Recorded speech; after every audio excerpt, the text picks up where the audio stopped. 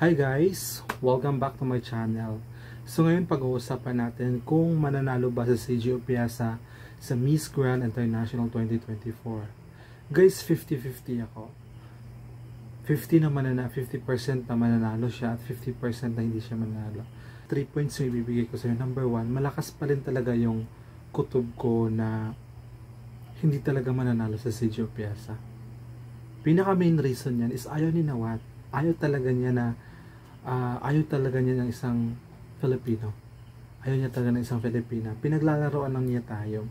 Well, alam naman natin yon at hindi na nga tayo nagre-react, hindi na nga tayo nagbibigay ng gaanong atensyon sa kanyang quote, pinakamagandang pageant sa buong mundo. Wala na nga tayong pakialam, di ba?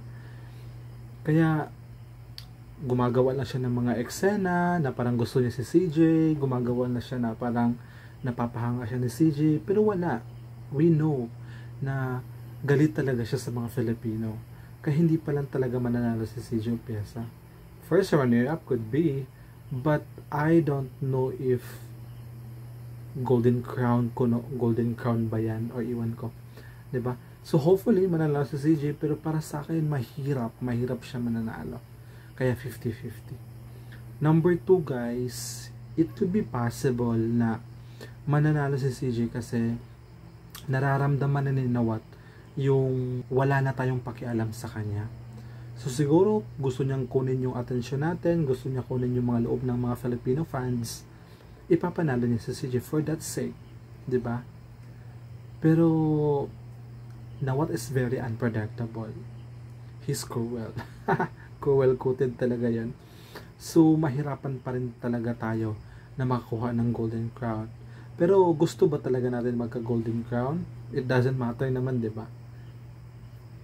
Miss Grand International is cheap pageant. So, it doesn't matter guys kung hindi wala tayong crown dyan. Kasi I guess yan lang talagang wala tayong crown sa Philippines sa buong international pageant. Siguro gustong-gusto na Nawat na zero tayo dun. So, mahihirapan talaga tayo.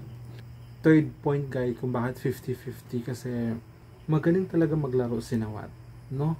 These few weeks talaga guys, ang dami niyang sinasabi na gusto niya si CJ, magaling si CJ, nagtatap si CJ, nagbe-best performance si CJ. Pero gaano pa kagaling guys,